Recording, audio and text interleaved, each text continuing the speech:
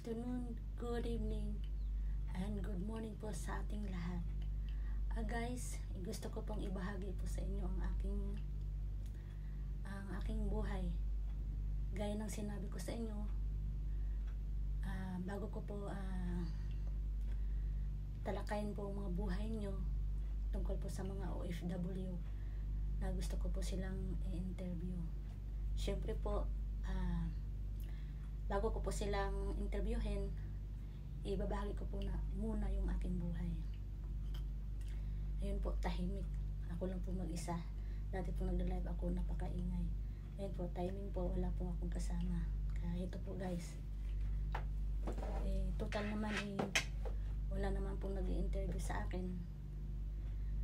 Siyempre, i-interviewin ko na lang po yung sarili ko. Tapos guys, sa mga gusto pong magpapa-interview sa akin about sa mga buhay nila na gusto po nilang ilabas, gusto po nilang na matagal na pong hindi nilabas, ay message nyo lang po ako.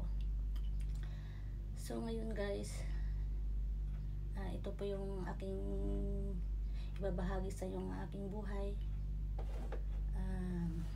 Nung ako po ay nasa Pinas pa, ito pong nangyari sa akin na kami po guys, broken family kami. Anim po kami magkakapatid. Yung isa po namin kapatid, pinaampon po.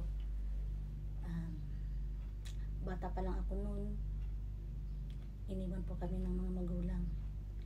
Pero yung papa namin nandyan naman po siya. Pero yung mama namin, dahil gawa nung bata pa siya nag-asawa, 14 years old, nag-asawa na po siya. Kaya hindi niya po alam kung paano mag-alaga ng mga bata. Dahil bata pa siya, naglalaro pa siya. Yung papa ko pa ang magsusubo sa kanya. At saka pagdating ng papa ko, galing sa trabaho, wala po siyang niluluto. Naglalaro po siya. Yung papa ko pa ang magsusubo sa kanya. Yung papa ko pa ang magluluto. Tapos guys, nung nangyari nun, siyempre yung mama ko, bata pa siya nun. Wala pa sa isip ko nun, wala pa akong kamuang-muang nun. Yung mama ko yun, kasi yung mga magulang niya nasa Manila, ayun, iniwan kami magkakapatid. Iniwan kami lahat sa papa namin. Yung papa ko, hindi niya alam kung anong gagawin kasi 5 po kami nun. Tapos yung mama ko umalis siya, buntis siya umalis, sabi ng papa ko. Tapos nangyari nun, yung papa ko, dahil hindi niya po kayang alagaan kami, gawa nung may mga maliliit pa kami. So ginawa niya, dinala kami dun sa lula ko. Ako po yung sa lula ko, tsaka yung isa kong kapatid. Dinala pa ako sa lula ko, at siya po yung lula ko po ang nag-aalaga sa akin. Tapos yung mga kapatid kong medyo malaki na, kasama niya yung nakakatulong sa kanya. Ayun po, ito naman yung naalala ko, yung lula ko. Kinuha din ako ng tiyahin ko. Dinala po ako sa ibang lugar. Ayun po, doon po ako nagkaroon ng isip. At saka hindi ko pa kilala yung aking mga kapatid. Nalaman ko na lang na yung ibinalik ako ng tiyahin ko sa lola ko. Tapos yung papa ko, ayun, nalaman ng papa ko na sa lola ako. Ayun, pumunta po yung aking papa at kinuha niya po ako. Ayun po, mayroon po yung nalaman ko, mayroon pong asawa yung papa ko. At yung asawa niya, marami pong mga anak. Ayun po, kinuha po ako. At doon pa ako sa kala nakatira. Mga grade 3 yata. Ayun, mayroon naman po silang bilyaran at mayroon po silang tindahan. Ayun po, nag-aaral ako noon. 3 years po akong nakatira doon sa kanila. Pagkatapos nung, yun, nagkikita po kami magkakapatid. Nakita ko po yung bunso namin kasi yung binuntis ng mama ko, ano po siya, hindi pa namin nakikita at saka hindi po namin alam. Ayun po yung bunso namin. Ayun, nakita ko po siya pala siya. Tapos namamatay siya. babako naman tayo doon sa nangyari, yung nagkikita kami magkakapatid. Ayun po, yung mga anak ng aking stepmother ay magkasundo naman po kami. Maliban lang sa mga kapatid ko, ayun po, hindi po sila magkakasundo. Ay ako naman po ay masunurin kung ano pong inuutos nila, sumusunod po ako para walang gulo. Ayun po yung nakikita-kita po kami magkakapatid. Unti-unti po kasi hiwa-hiwalay po kami. Yung mga kapatid ko sa iba po sila lumaki. Ayun, hanggang sa nagkita-kita po kami, malalaki na po sila, mga ano na po sila, high school.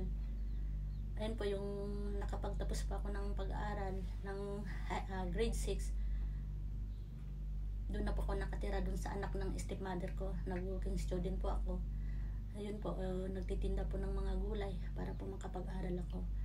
Tapos yung kapatid ko, yung papa ko naman, mayroon naman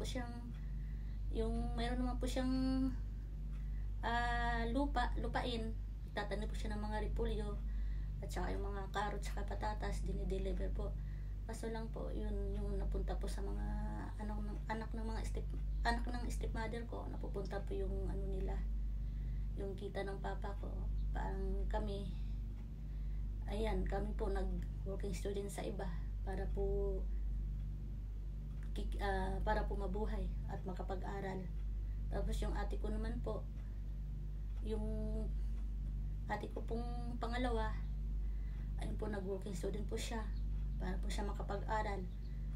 Nung time na yun, hindi pa kami nagkikita. Tapos yung kuya ko, ayun po, sa iba po siya, saan po siya nakatira. Ayun po, nag-aano po siya ng para may ekstrahan lang po at para may kita. Yung isa ko naman pong ate, ayun, papa ko pong nagpapaaral nun. Ayun, nag-working ano po siya, meron po siyang tinitirhan, kamag-anak po namin. Tapos kami, yun po yung ako, tsaka yung bunso namin, yung kasama ng papa ko sa bukid. Tapos ako po, doon po ako sa anak ng stepmother ko. Ayun, nag-aaral po ako ng high school. Tapos yung kapatid kong isa, hindi po siya nag-aaral kasi gawa ng po wala po nag-aasikaso siya. Nag-aasikaso sa kanya. Ayun po, ayun, magkasama na po kami noon. Doon, kasi yung papa ko, lumuwas na po ng bayan. Yun, kasama ko na po yung kapatid kong bunso. Habang nag-aaral ako, ayun po, yung may baon ako, iniipon ko po. Tapos yung binibigay ko po sa kanya, yung pang bili-bili niya ng pagkain. Tapos po, nung time na yun, yung mama ko po, nagulat kami. Yung mga kamag-anak niya po doon sa amin, nagsabi na dumating ng mama mo, gusto kayong makita. Ayun po, nagkita po kami. Tsaka hindi alam ng papa ko. At tsaka po, may balak siyang kunin kami. Kami magkakapatid dalawa, yung bunso namin tsaka ako. Ayun po, sumama po kami. Hindi po alam ng papa ko. Nag-transfer po ako ng first year sa Maynila. Inaasikaso niya lahat po yung mga mga papers. Tapos yun, sumama po kami. Siyempre po, sumama po kami dahil sabik po kami magkaroon ng nanay. At saka po, iniisip po namin na masarap kaya magkaroon ng nanay, may mag-aalaga, mayroon pong magluluto na hindi po namin kailangan na mag-isip kung ano po yung kakainin namin para mabuhay. Na di na po namin kailangan na magtrabaho para mabuhay.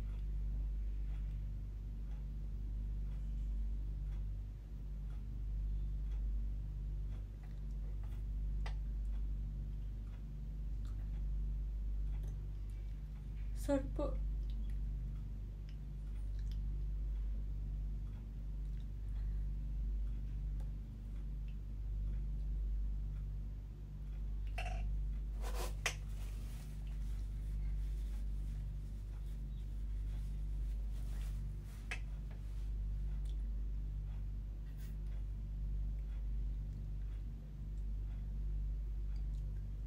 Pala.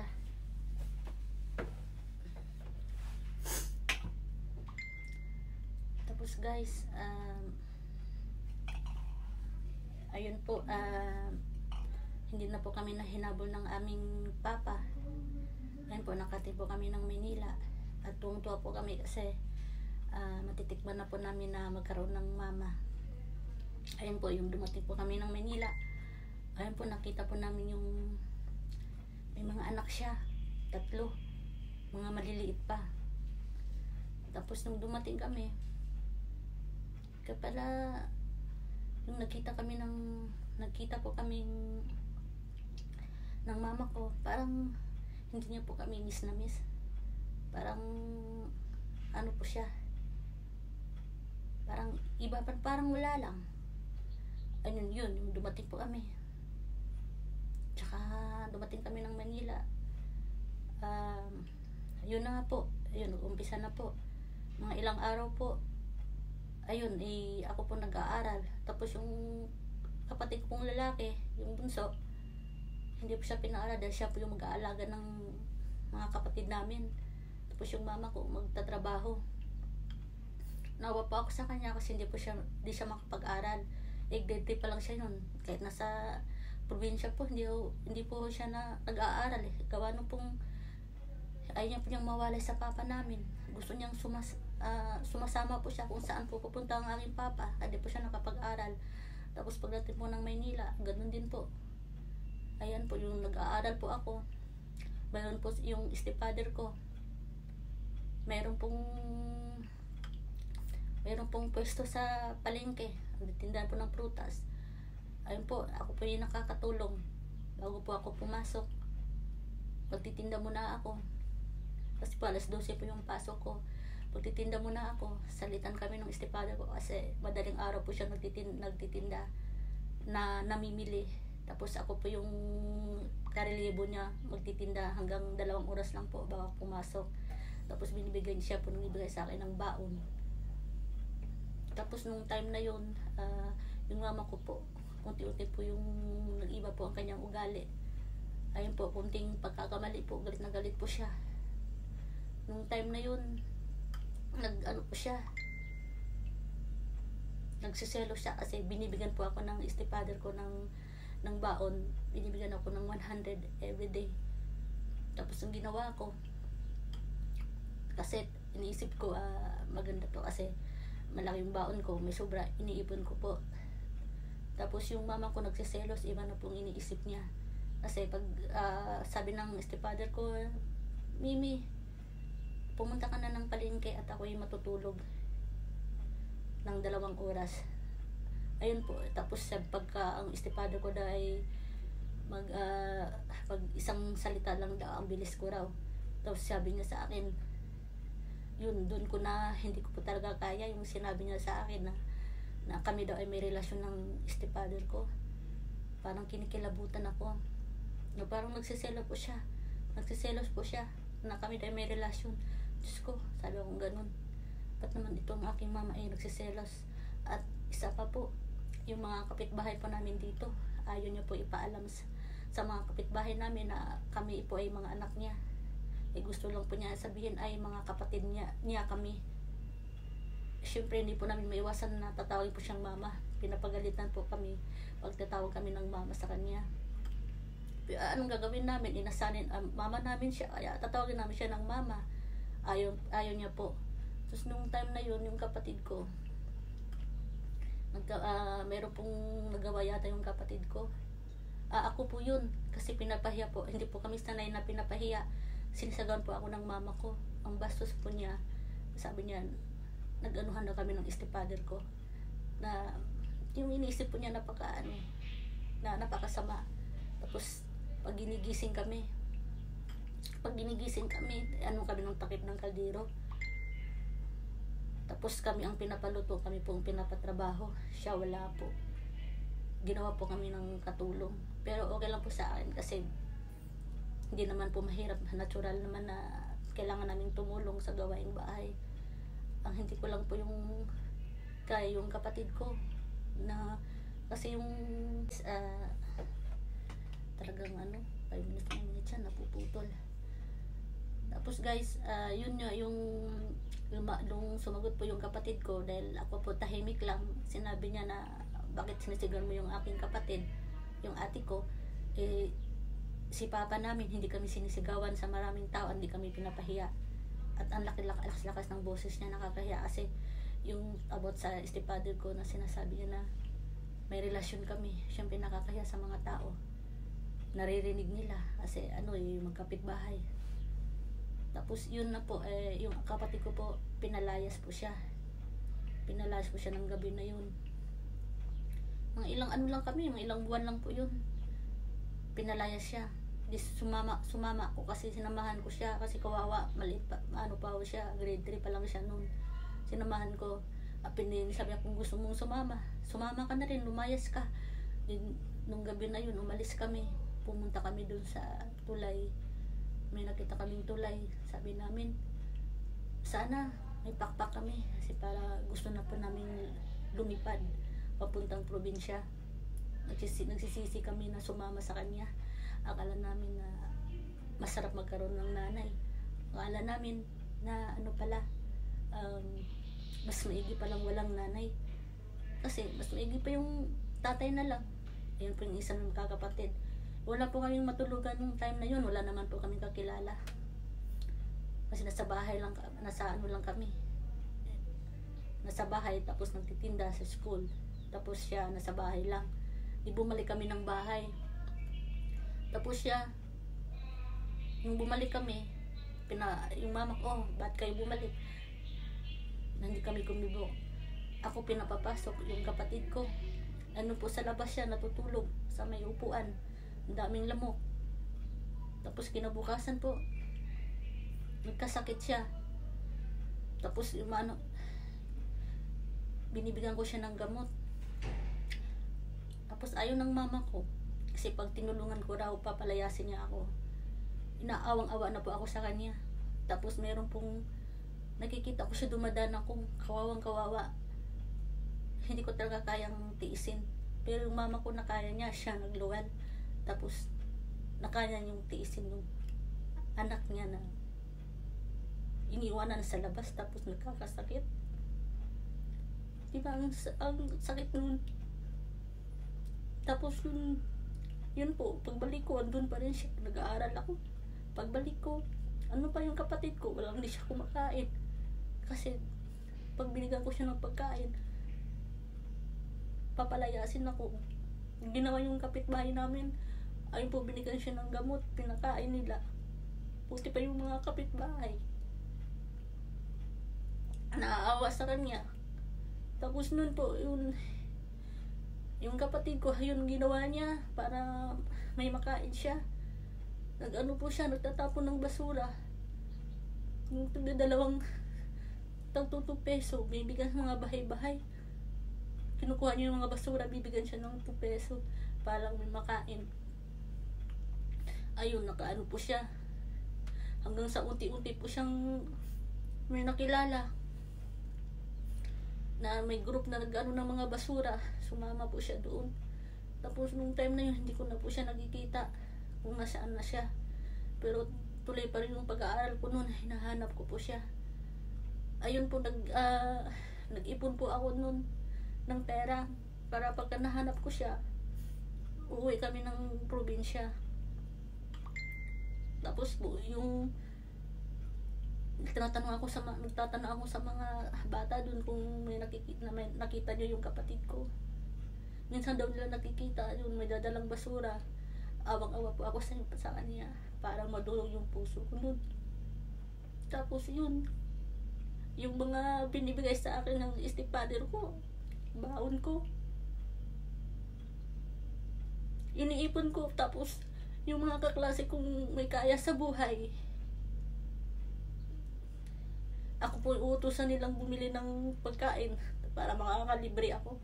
Tapos yung aking baon, iniipon ko para makawin ng probinsya pag nakita ko yung kapatid ko. Sama-sama kami uuwi ng probinsya. Tapos po yun, sobrang bait po ng papa ko. Ayun po,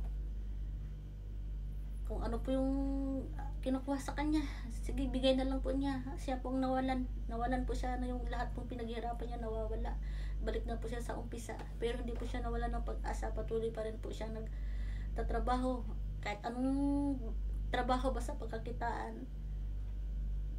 Yun po sabi yun, nakapag-asawa po siya ng taga Marvel. Ayun po, naging maganda po yung buhay niya kasi masipag naman po siya. Talagang mahilig po siyang magnegosyo.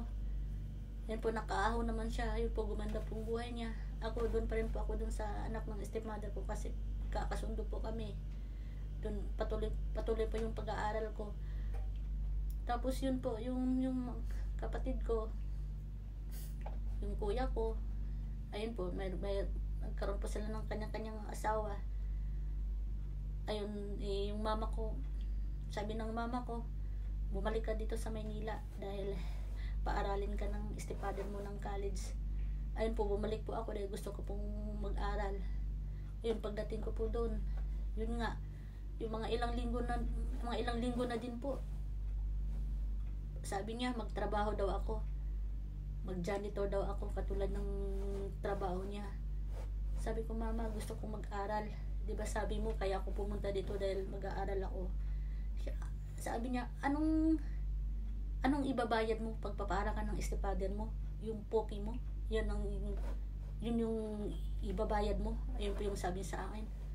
Sabi ko, doon po ako natuto. Sabi ko, anong klaseng tao ka?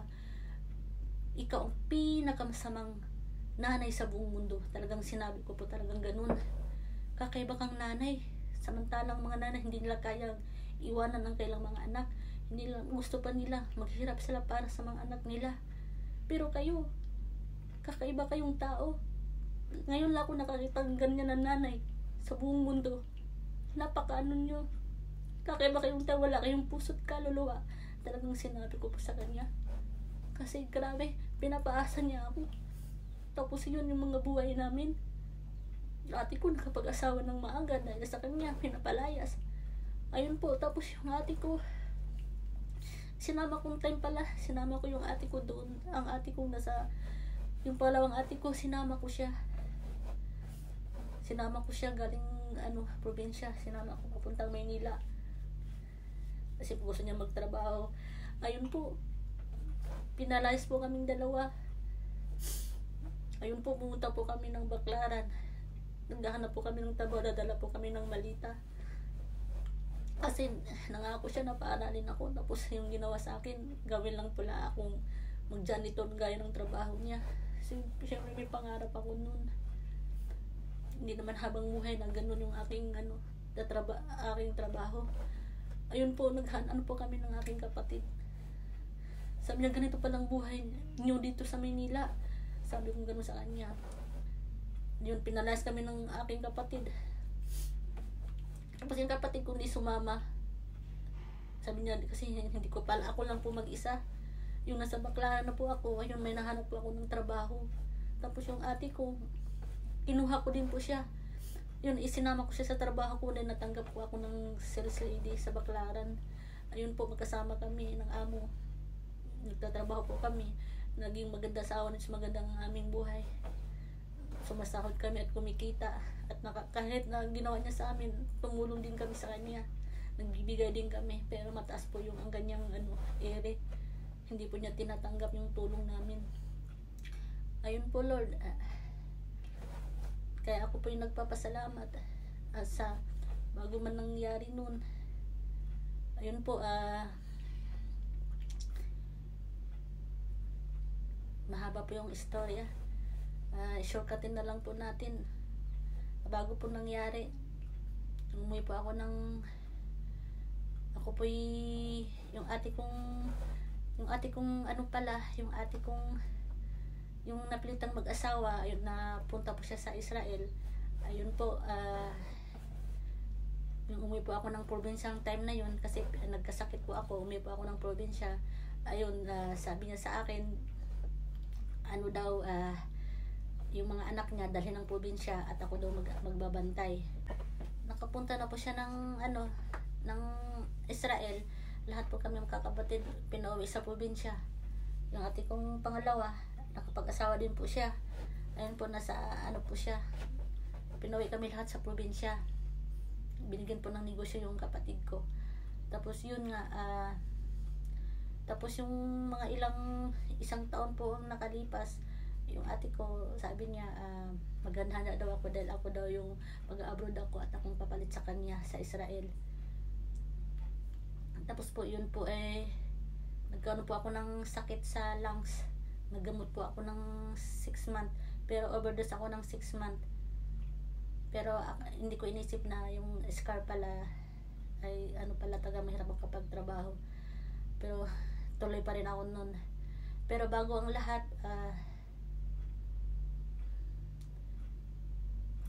yung sinabi niya sa akin na akong papalit sa kanya, gusto ko pong bago umalis ng papuntang ibang bansa, gusto ko po meron po akong anak.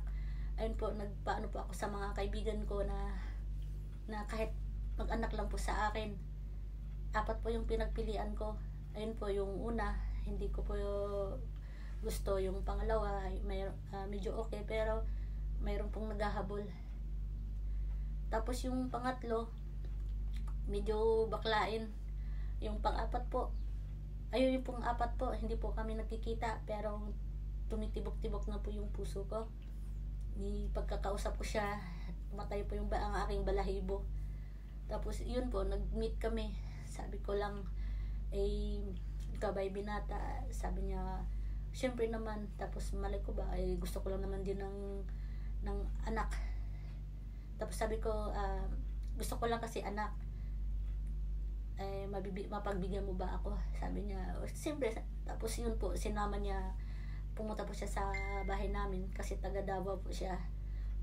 Ayun po, kami, yun, nabuntis po ako nun. Tapos yun, nagsabi ako sa papa ko sabi ko na ayaw ko ng asawa, gusto ko lang po ng anak. Kaya yun, sabi ng papa ko, dahil mabait po yung papa ko, ikaw bahala kung yan ang decision mo. Ayun po, nagbuntis ako. Tapos yung nalaman ng ate ko, akala niya nagbibiro ako. Kaya hindi mo ba alam na ang magkaroon ng anak ay habang buhay mo siya pakainin, paaralin. Sabi ko ganun, bago kasi ako, gusto ko kasi bago umalis ng papuntang ibang bansa, may anak ako. Baka kasi matagalan ako dun, tapos tatanda ako dun, hindi po ako magkakaanak. At saka yung kita ko, at para naman may mapuntahan yung kita kong pinaghirapan ko sa ibang bansa, wala na siyang magagawa. Ayun, siya po lahat ng gastos nun. Nung pagkatapos nun, yung kuya ko, yung napangasawa niya galing Israel din, umuwi. At yun po, siya pong nag-alaga sa anak ko. Yung kuya ko, kasi lang pong magkasama ang dalawa, sila na po nag-alaga ng anak ko at saka anak ng ate ko. Tapos yun yung ate ko, ayun, ako po yung, bago ako pumunta ng ibang bansa, ayun po, nag-asikaso po ako ng mga papers. Tapos yun na nga po, nangyari noon na nagkaroon pa ako ng problema sa lungs. Ayun, yung employer, kailangan po daw maghintay pa ng 1 month. Hindi pa ako nakapaghintay, gawa nung atat na atat ako Tapos po, ayun nga po, may nakilala akong agent na papuntang Dubai. 1 week lang daw, makakaalis na ako. Kaso kailangan daw maglagay ng salapi. Ayun po, nagbigay po ako ng 94,000. Ayun po, nakaalis naman po ako at nakating po ako ng maayos ng Dubai. Tapos pagdating po ng Dubai, po yung pinangako po sa amin ang sabi, daw, pagdating mo ng Dubai, may trabaho kinabukasan, hindi ka makapagpahinga, may tatawag na sa'yo. Pagdating doon, wala pala. Kami pa ang maghahanap at wala pong nag-guide sa amin kung saan kami mag-a-apply. Ayun po, sa awa ng Diyos. Ako na yung tinitirahan namin, may nangailangan sila ng part-time. Yung waitress. Ayun, sumama po ako. Tapos hanggang sa niikot-ikot ko yung Dubai, yun, may pinuntahan ako, bumili yata ako ng uniform na yun. Tapos po, ayun po, yung pinuntahan ko, yung binilhan ko po ng uniform, nangailangan po sila ng sales lady, at ay nagustuhan din niya po ako. Ayun, tinanggap niya po ako. Ayun po, tuloy-tuloy na po yun. Yung nagtrabaho na po ako, naging mabait naman po yung amo ko, pero hindi pa nila agad-agad nila ako binisahan. Kasi meron pa akong, sa binayaran ko dati, meron pa akong 3 months. Ayun po, nakahanap po ako ng ibang amo. yun po yung nag-apply pa ako sa iba kasi parang hindi pa ako komportable. Nag-apply pa ako sa iba, yung po yung chocolate chocolate chocolate shop, yung Lebanese po yung may-ari. Ayun, nag-apply po ako doon, natanggap na din po ako. Ayun nga, yung kaso lang po, grabing iyak ko doon naranasan. Mga siguro sa isang buwan, isang planggana yatang luha ang naranasan ko doon. Napaka niyang manager, napakasalbahe po, sobra. Hindi ko alam kung bakit na yung mga staff doon nagtatrabaho ay nakayanan nilang ganun na ugali. Tapos po yun nagumpisa na po ako. Ayun po, lagi po siyang sumisigaw. Siyempre naman ako hindi pa ako sanay ng sinisigawan. Normal sa kanila sigaw, kunting sigaw. Ayun po, gusto po niya akong magkakaha. Paano po nagtuturo siya sa akin? Pasigaw. Tapos ninervyos ka. Gusto ko lang po yung magsisales na lang ako. Ayun, tinatawag niya ako at gusto niyang magkaha daw ako. Tapos pag nagkakaha pa namin, pati siya nagkakaha din. Tapos pag na-short, ako ang pababayarin. Kaya ayaw ko talagang magkaha ng time na yun. Ayun po, natuto po akong mag-design. Tapos yun nga, yung konting pagkakamali, sigaw. Tapos medyo na din po ako doon, naka 3 months po ako doon. Pero lagi po akong umiiyak kasi lagi po akong sinisigawan. Mabilis lang po ako umiyak. Ayun po, grabing luha, bangga lagi, araw-araw po lumuluha ang aking mata. Pero tiniis ko lang po yun, nakayanan ko. Hinahayaan ko na lang, parang normal na lang po sa akin yun. Tapos yun, natuto po ako mag-design. Asawa ng Diyos, na-assign ako sa iba. Na-assign ako dun sa ibang shop. Mabait na po yung mga kasama ko, wala pong manager doon. Kasi po siya, na maliit siya na shop. Doon po ako na-sign at doon ako na po yung nagdi-design doon. Pagkatapos niyan, umabot po ako ng 5 years doon. Nakadalawang kontrata ako doon. Umabot ako ng 5 years kasi sa iba-iba ako na-assign. Tapos yung may-ari mismo talaga ng company na yun, Lebanese, na-assign po ako sa factory. Doon nagkataon yung Lebanese na yun yung pagka-manyakis. Ayun po, pagka may bago, talagang liligawan niya. Tapos yun, ako po, ayun po, siya, lahat po kong isinalang ako dun sa factory. Sa magdala daw ng tao, kahit 1 linggo lang daw. Ako po yung napili nilang isa lang dun sa factory. Ayun po, yung na-meet ko yung may-ari, nandun. Gusto po niyang nasa tabi ako. Gusto pa lagi akong nasa gilid pag nag-i-sticker. Po yung kamay niya, ginagano niya sa kamay ko. Tapos yung paa niya, ito, harapan. Yung paa niya pinapatong dun sa aking hita. Inaalis ko. Tapos panay sigaw din yun. Kasi kaya yun po talaga yung paraan niya para ang mga tao ay hindi maantok, kasi yung tawa namin nag-i-sticker ng chocolate. Chocolate siya, tapos lagay mo ng wrapper, babalot, tapos lalagay mo ng sticker. Yun po yung nakakantok siya na trabaho. Tapos ang ginawa niya, ayun po, lahat pong mga staff, pinapabreak niya, ako lang po ang iniwan at kami doon nag-uusap dalawa. Tapos ayun, nag-aaway kami dalawa kasi panay ganun sa akin. Yung kamay niya, ginaganito ako. Ginaganito yung daliri ko, tinatouch. Ayun po, sa awa ng Diyos, hindi naman ako pumato sa kanya. Ayun, sa iba naman ako na-assign. Kasi may tumawag yung manager na kailangan ng tao, sa iba naman po ako na-assign. Hanggang sa po, umabot po ako ng 5 years doon. Tapos may kumuha po sa akin na kailangan sila ng chocolate designer. Ako po yung... Tapos guys, 9 years o 10 years ata hindi ako nakauwi. Tapos yung anak ko, naawa ko sa kanya kasi yung sinabi ko, yung time na yon na bago kong pinagtapat sa kanya na ako yung tunay na nanay niya, ako yung mama niya, nanaginip ako noon. Yung time na yon hindi ako makahinga. Sabi ko, Lord, huwag niyo muna akong kukunin. Hindi ko pa nasabi sa anak ko na ako ang nanay. Promise ko po, sasabihin ko po sa kanya na akong nanay bago man yung ako kukunin, kasi yung anak ko hindi pa niya alam. Yung time na yun, kinabukasan po, ayun, sinabi ko po sa kanya na ako ang nanay mo. Nagulat po siya.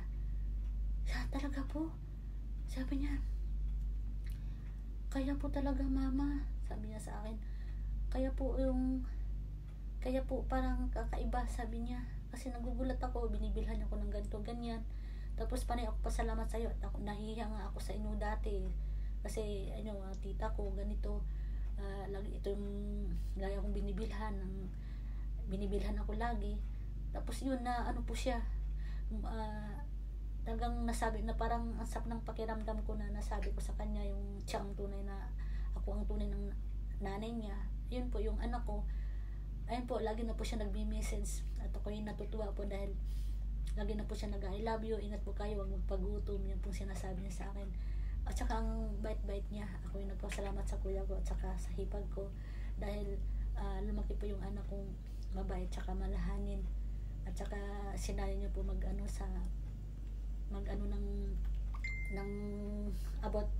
about kay God.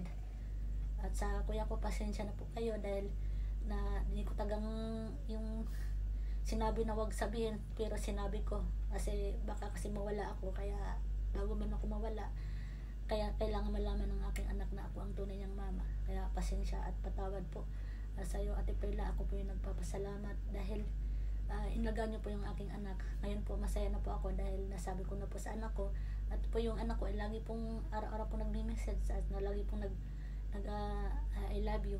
Ang sarap ng feeling pagka mayroong na parang nawalan yung pagod. Tsaka yung anak ko mabait siya. At saka pagka may hiningi siya na na wala kong maibigay, gaya nung minsan ay ginigipit dahil maraming sinusuportahan, kaya ayun, hindi ko maibigay yung ng anak ko. Nagkataon na wala pong trabaho yung kuya ko, kaya ayun, tamang-tama lang yung sasahurin. TJ, maraming salamat sa iyo anak ko dahil naintindihan mo pag wala akong ibibigay. Kaya napakabait niyang bata at siya ay gustong-gusto niya akong makita. At sabi niya sa akin, mama, uwi yung kaklase ko, yung mama niya nasa ibang bansa, birthday, uwi siya. Sana ganun din kayo, sabi niya sa akin. Uwi din kayo sa birthday ko. Sabi ko, anak, paano pag uwi ako? Ano namang mangyayari sa natin, sa buhay natin, at hindi ako makabalik. Ako lang ang inaasahan nyo, inasahan natin dyan. Kailangan kong magtrabaho, sabi sa akin. Wala naman akong ipon dahil yung kita ko ay sapat lang sa pang-araw-araw, sa mga sinusuportahan ko. Kaya kunting tiis lang, pero naintindihan naman niya po. Okay lang po, next time na lang po. Yan po yung sabi, yan po yung nagustuhan ko sa kanya dahil hindi po siya katulad ng mga bata barumbado, nag-aano po sila, yung parang nagbubulakbol sa nangyayari. Pero anak ko naintindihan niya, kaya maraming salamat talaga Lord dahil binigyan niyo po ako ng anak na marunong umintindi at nakakaintindi sa lahat ng mga nangyayari sa buhay. Kaya thanks God.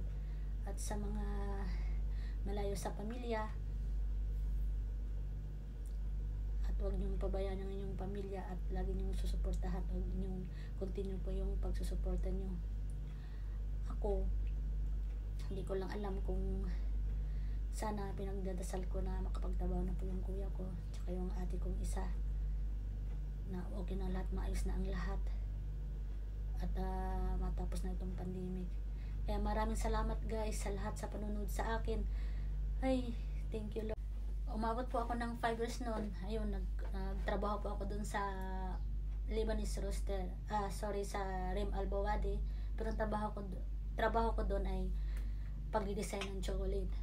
Tapos, ayun po, umabot po na, tinapos ko lang yung 2 years kasi na-assign po ako dun sa may shisha. Yung usok po ay hindi po kaya ng baga ko, yung usok. Kaya ayun, tinapos ko lang yung 2 years. Ayun po, ito po yung huli na to, dito po ako nagtagal. Ngayon po ako, tatlong kontrata na po ako kasi 3 years po siya. Yun, kakarinyo ko lang po, pangatlo. Ayun po, naging maganda naman po yung amo ko, sobrang bait niya. At sa awa ng Diyos, ng aking mga kasamahan, magkasundo naman kami, pero di maiwasan na may away. Naging okay naman po yung trabaho, at saka hindi po talagang nahihirapan. At saka sobrang bait ng amo ko, Chinese. At sa ngayon, yun po, yun pa rin yung company yung tinatabuhan ko ngayon, continue pa rin siya. Tapos yung amo namin, pagka wala kaming customer, malaya po kaming mag-mobile. Pagka may customer, kailangan mo talagang tumayo, kasi hindi yung hayaan mo lang yung customer, magagalit po sila. Sobrang bait po. Ako po yung nagpapasalamat sa Panginoong Jesus dahil nandyan po sila para sa akin, at hindi po niya ako pinabayaan. At isa pa, guys, lalo na kayo nasa malayong lugar, pagka mayroon po kayong problema, guys, lagi niyong kausapin si Lord, dahil po talagang tutulungan kayo. Magtiwala lang kayo sa Kanya. Lahat ng mga siya lagi dapat kausapin niyo. Lahat ng mga problema niyo sasabihin niyo sa Kanya. Kausapin niyo siya, kasi si Lord ay gusto niyang kinakausap siya, at gusto niyang lagi siyang ginu-good morning at ginu-good night, at saka I love you. Kailangan mo talaga siyang kausapin mo lagi. Kaya ako, guys, mula dumating ako, wala akong kakampi kundi si Lord, guys. Lagi ko siyang, kung mayroon akong nakaramdaman, dinadasal ko sa Kanya, pinagpipray ko, ay biglang lahat po yung mga hinihiling ko, binibigay niya about sa mga health, sa sickness ko, pa yung problema ako. Siya, sa Kanya po ako lumalapit. Ayun po, hindi niya ako pinabayaan, napakabuti niya. Kaya po, guys, talagang magtiwala kayo kay Lord. At kung may mga problema kayo, tawagin niyo lang siya. Hindi kayo niyo bibigo, hindi kanya bibiguin. Kaya lang po yung talaga ang aking panangga, guys. Siya yung ang aking kaibigan, at siya ang aking karamay. Pag ako'y, lalo na ngayon, guys, 9 years na po ako hindi umuwi. Abot pala sa anak ko, guys. Nagkaroon pala ako ng anak noon bago ako umalis. 3 months po yung aking anak, hindi ko pala naikwento. Malilate na ako, malapit na may pasok pa ako ng 2:00. Nagkaroon pala ako ng anak. Tapos ngayon, guys, yung aking anak ay, bago ako umalis, 3 months pa lang siya. Sa 14 years, 2 beses pa lang umuwi, guys. 2 beses ko pa lang siya nakita. 3 years old at saka 6 years old. Tapos ang nalungkot lang po ako, guys, kasi hindi pala alam ng anak ko na ako ang nanay. Nung nakaraang taon lang pala, guys, na nalaman ko na hindi ako ang nanay, kasi yung nag-post ako yung sa birthday niya na happy birthday my son, I love you. Tapos sabi ng kapatid ko, burahin ko daw yung pinost ko, gawa nung hindi daw alam ng anak ko na ako ang mama. Nagulat ako. Tapos ng time nun, pero lang sa akin nun, nangyay akong advice ng ate ko na nasa Israel, na sabi niya, kailangan ipaalam mo yan na ikaw ang nanay, kasi malaki na siya. At saka sabi naman, nirespeto ko naman yung sinabi ng kuya ko na Mimid, ay saka mo na sabihin pagka 16 years old na siya, kasi ngayon bata pa siya, hindi pa niya maintindihan. Ay nung time na yun, sabi ko, ilang years ako nagtatrabaho dito, tapos hindi pala alam ng anak ko na ako ang nanay. 10 years akong hindi umuwi. Talagang nagtiis ako, hindi ko siya today. At ako yung magpapaalam na, guys, sa mga nanonood sa akin, maraming salamat sa inyo. Ako po yung nagpapasalamat. Sana suportahan niyo po ang aking YouTube, at sana mag-subscribe kayo at saka mag-like. At guys, sa mga gustong ilabas nila yung sama ng loob nila, o isabi nila sa buong mundo ang kanilang nangyari sa buhay nila, i-message lang po ako pagka may time ako. Yun po, interviewin ko kayo. Yung lang po, hindi naman talagang lang po yung mga nasa loob nyo na hindi nyo po na ilabas, At pasensya na po kayo dahil ako lang po nag-interview sa sarili ko. Gusto ko lang po kasing ilabas yung mga nasa loobin ko at sa mga kapatid ko. Hello Ate Che. Yung nasa SL po yung ate Che ko. Yun po, matagal na po siya doon. At matagal na po hindi kami nakikita ng aking kapatid na yan. 20 years na po. At siya po ay nagiging ina at ama po sa aming magkakapatid. Siya po ang tumulong at ako po kung paano ako nandito, siya po ang dahilan at siya po lahat ang tumulong sa akin.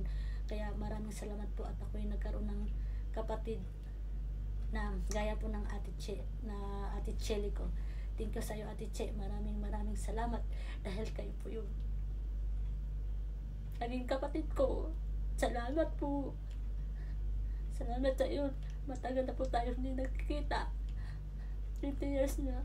At salamat sa iyo dahil ikaw ang aming ate. At ikaw lahat tumulong sa amin. Kaya salamat sa lahat talaga Ate Che. Nagkaroon ako ng anak, ikaw ang tumulong. Kaya thank you po talaga. Salamat sa iyo. Napakabuti ng tao. Lahat naman po yung mahal mo sa akin.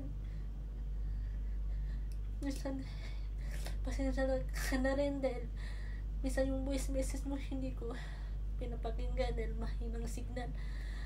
Minsan nagdulo ko po yung cellphone ko. Kaya pasensya ka na. Tanging pinagdasal ko lang na sana habain pa nila ng iyong buhay. Salamat po, nandyan ka sa aming magkakapatid. Kung wala ka, wala po kaming kapatid. Wala po kaming magkakapatid. Nandito sa ibang bansa. Kayo pong tumulong. Kayo pong ginawa ng Diyos na tulay na para matulungan mo yung mga kapatid mong naghihirap noon na wala tayong nanay. Pinabayaan tayo. At ikaw ang naging nanay namin. Kaya maraming salamat talaga Ate Che. Thank you sa iyo. Kahit matagal na tayo hindi nagkikita, hindi man natin naranasan na magkapatid na magkasama.